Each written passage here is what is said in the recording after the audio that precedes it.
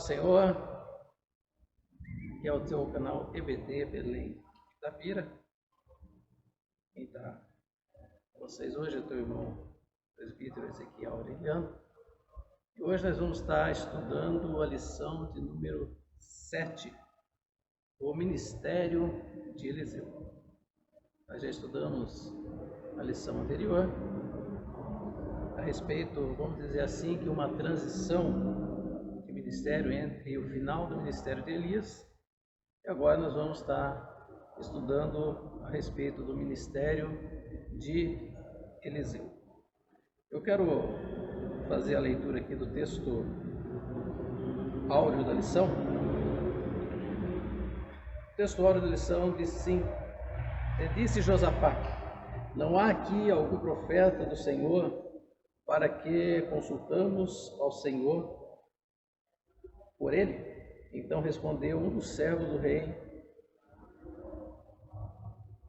de Israel e disse: aqui está Eliseu, filho de Safate, que deitava água sobre as mãos de Elias. A verdade prática que diz: Deus usou e ainda usa seus servos para realizar milagres. Basta ter fé e confiança no Senhor, que Ele opera maravilhas. A nossa leitura bíblica em classe ela está em 2 Reis, no capítulo 3, do versículo 5, 9 a 11 e 14, 18.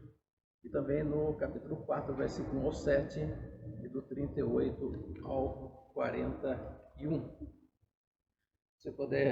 Você pode aí acompanhar, está lendo fazendo essa leitura em casa, para nós ganhar um pouco de tempo. Eu não vou estar fazendo toda essa leitura, bastante extensa, a leitura bíblica em classe, mas você pode estar aí lendo esses capítulos de 2 Reis, o qual foi mencionado aqui. Quero entrar aqui na introdução da revista. A introdução vai falar a respeito desse profeta Eliseu. Nós vamos conhecer alguns milagres realizados, confirmando então o ministério profético de Eliseu. Nós vamos encontrar alguns tipos de milagres. Nós vamos encontrar aqui o milagre da predição, quando Eliseu ele profetiza algo que ia acontecer e aconteceu. Nós vamos também ver que ele profetizou e Deus agiu através de um milagre na área da provisão. E também ele profetizou e Deus realizou milagre na área da restituição.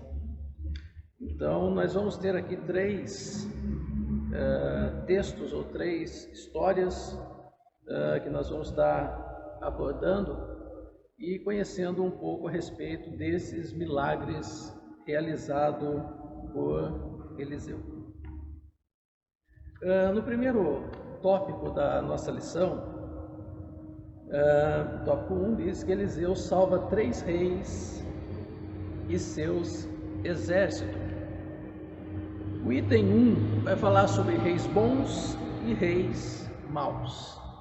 Se nós olharmos para os reis de Israel, os reis do norte, nós não vamos encontrar nenhum rei ali que fez o que era reto aos olhos do Senhor, mas vamos ver os reis de Judá, que eram os reis do sul.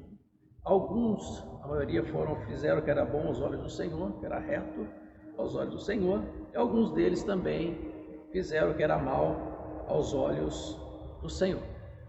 Então, temos aí alguns reis bons e alguns reis maus.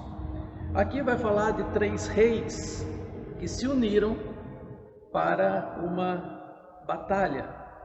E nós vamos encontrar aqui o primeiro rei, o rei Jorão. O segundo rei, o rei Josafá, e também o rei de Edom. Vamos conhecer um pouco mais a respeito de cada um desses reis, no qual Eliseu salva esses 3 reis nessa batalha. O primeiro rei que aqui diz Jorão é o 9º rei de Israel, filho do rei Acabe. irmão do rei Acasias. Já Josafá é o rei de Judá, das tribos do sul. Josafá é o quarto rei de Judá. E vamos falar sobre o rei de Edom, que diz aqui que era o vassalo, um súdito ou um subordinado do rei de Israel. E eles se uniram para uma guerra contra os moabitas. Para nós entender por qual esse motivo, por qual surgiu essa guerra, durante o reinado de Acabe, rei de Israel, os moabitas, que eram criadores de animais, eles pagavam altos impostos ao rei Acabe. E quando Acabe ele morre, os moabitas se negam a pagar impostos ao rei de Israel. Passa-se então o reinado de Acasias. Quando Jorão assume o trono como rei, ele então resolve fazer uma guerra contra os moabitas devido a esse motivo dos moabitas não pagarem mais impostos a Israel. E então recorre Jorão, rei de Israel, a Josafá e também ao rei de Edom.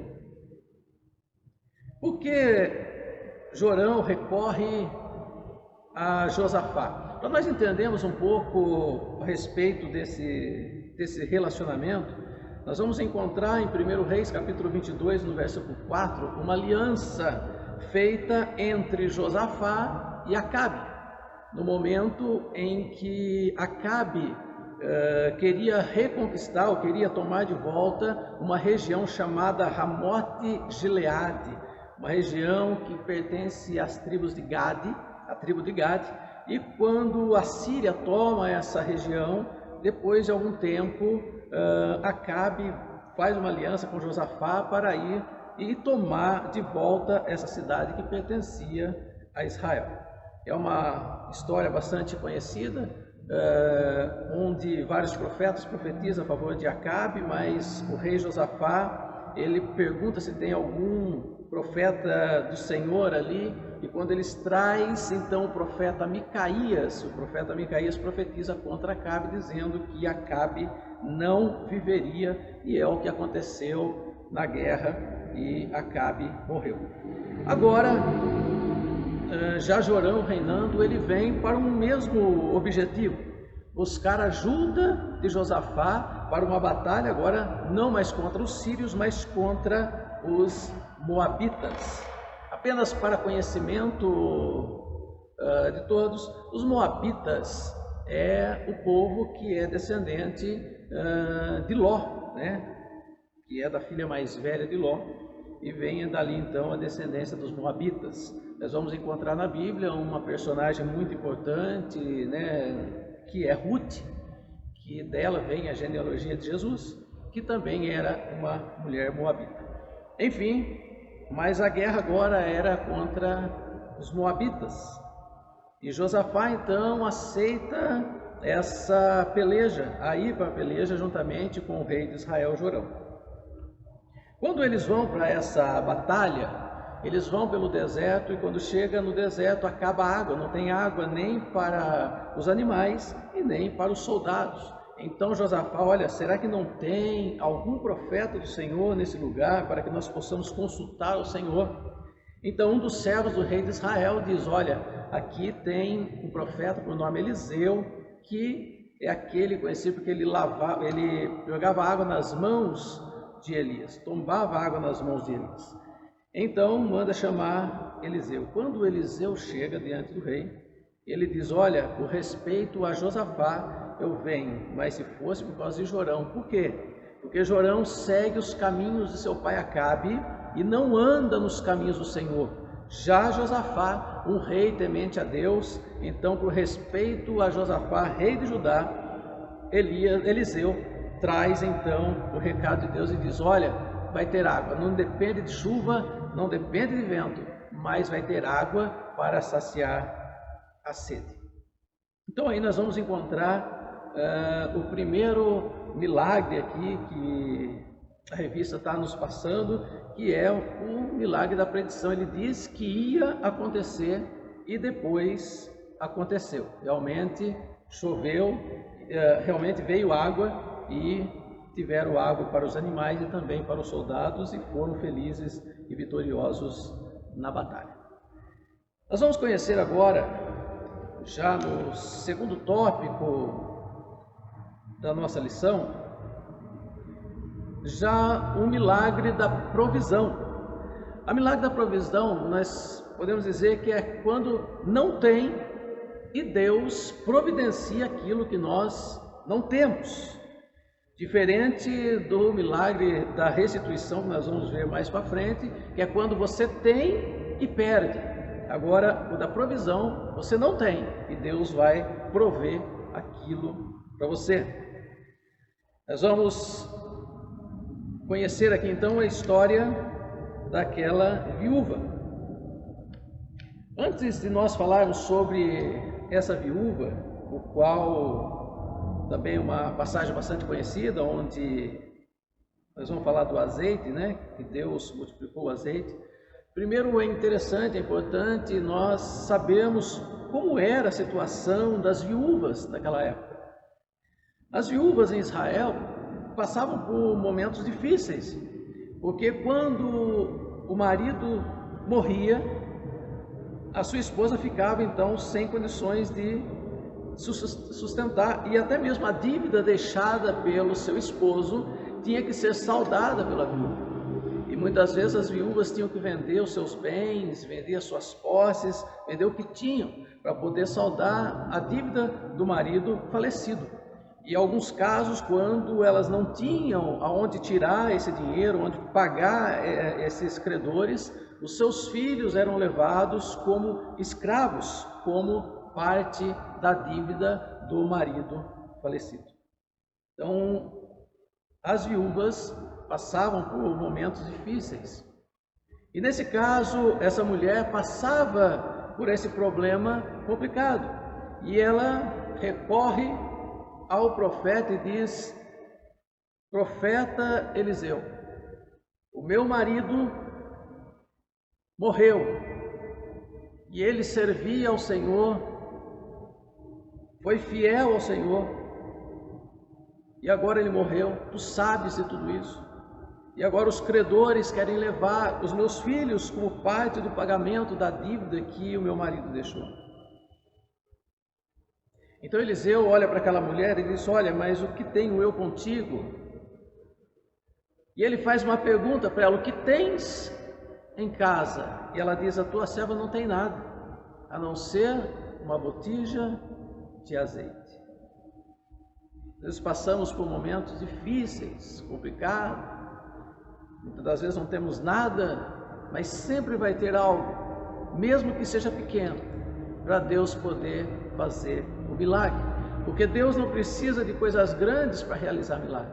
Deus realiza milagre através de coisas pequenas, e Deus ia realizar ali o milagre através de uma pequena botija de azeite. Eliseu então diz para aquela mulher: olha, vai em busca de vasos emprestados, vai em toda a vizinhança, empresta o que tiverem de vaso e traz para a tua casa. E quando entrares na tua casa, feche a porta e fique lá dentro, só você e seus filhos. Muitas das vezes, o milagre tem que ser com as portas fechadas. Então, vão atrás de vasos, traz vasos para aquela casa, e então aquela mulher começa, daquela botija de azeite, a derramar azeite dentro dos vasos.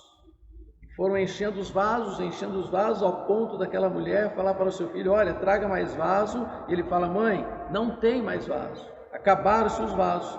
Naquele momento, a botija de azeite, o azeite secou na botija. Recorre essa mulher de novo ao profeta e diz: olha, fizemos o que o Senhor mandou, e agora o que nós faremos? Ele diz: olha, agora você vende todo esse azeite e você vai viver do resto, paga os seus credores, paga as suas dívidas, e você e seu filho vai viver o resto. as bênçãos de Deus, mesmo que sejam de coisas pequenas, o milagre é grande. Nunca o milagre de Deus ele é pequeno, ele é sempre abundante. Então nós vemos aqui um milagre da provisão. Aquela mulher não tinha, mas Deus proveu algo e fez um milagre e proveu toda a necessidade daquela mulher.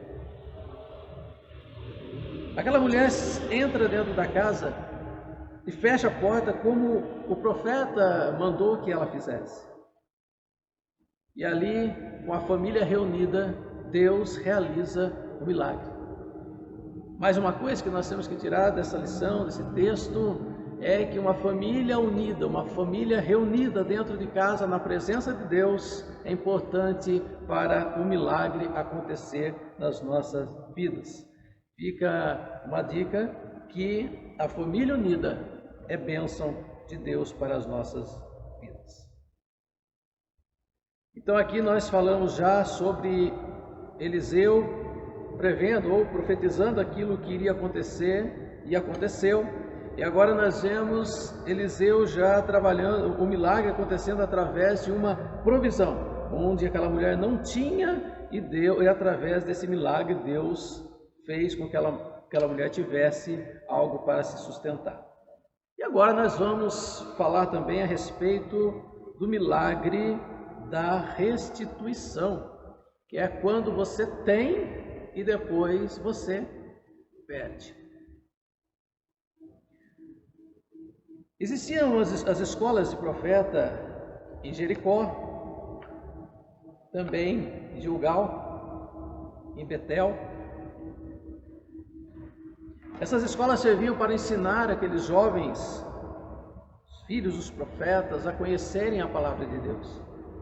Como se fosse hoje uma escola teológica, como se fosse hoje uma escola dominical, ou enfim, eles iam ali para aprender a respeito da palavra de Deus.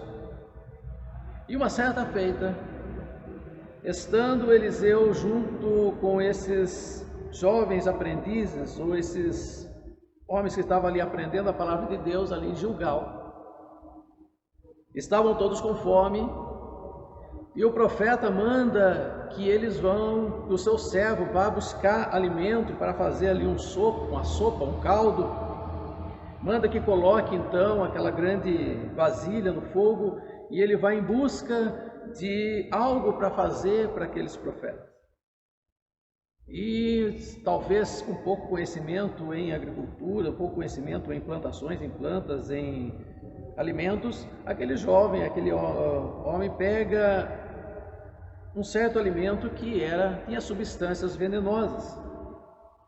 E ele pega e coloca isso na panela e ali vai fazer aquela sopa para todos os profetas que estavam ali.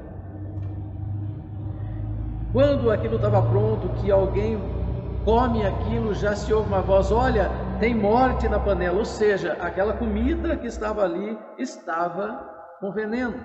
Se alguém comesse daquela comida, morreria. Eu falo da restituição porque eles tinham um alimento para se sustentar e agora não tem mais o alimento, porque aquele alimento ele está com veneno. Aí vem o milagre da parte de Deus. Eliseu pede para que tragam para ele um pouco de farinha, e ele joga a farinha dentro daquela sopa, e a morte que estava dentro da panela foi tirada, e todos puderam se alimentar e satisfazer a fome, porque aquele veneno que tinha dentro da comida não tinha mais. O milagre da restituição. Nós vamos ver até mais uma história, né, a respeito disso, quando um viajante traz também para aquela escola um pão. Ele tinha 100 pessoas ali, ele traz pão para servir 20 pessoas. E um dos servos que estava ali diz: mas como colocarei isso na mesa, né? 20 pães para 100 pessoas, não teria como sustentar todo mundo, sustentar a todos, matar a fome de todos. Mas Eliseu fala: olha, pode servir o pão, que vai matar a fome de todos e ainda vai sobrar pão, vai ainda ter sobra de pão. Ou seja, todos comeram, todos mataram a fome e ainda sobrou. É um tipo, do milagre que Jesus fez também na multiplicação dos pães. Ou seja, os milagres de Eliseu, através da operação de Deus na provisão, na restituição. Apenas para dar uma entrada na próxima lição, apenas um início para a próxima lição, nós podemos citar também o milagre da restauração. Restauração é quando você está tudo bem e de repente não está bem mais. Quando você tem algo perfeito e depois esse algo que era perfeito não está mais perfeito. E nós vamos ver esse milagre da restauração na vida de Naamã, que vai ser a nossa próxima lição. Isso vai ser a lição de número 8. Então aqui está um resumo daquilo que vai ser tratado em sala de aula no domingo. Convido a todos vocês para estar presentes na escola dominical, para estar aprendendo um pouco mais a respeito desta lição. Quero concluir dizendo que Deus, Ele age, mas Deus, Ele mais reage do que age. O que eu quero dizer com isso? Que Deus, Ele age, mas quando nós agimos primeiro, Deus tem uma reação. Então, para que Deus faça um milagre, primeiro precisa ter uma atitude humana. Nós possamos ter atitude, ter fé e confiança em Deus, que o milagre vai acontecer na nossa vida. Deus que abençoe, eu agradeço em nome de Jesus.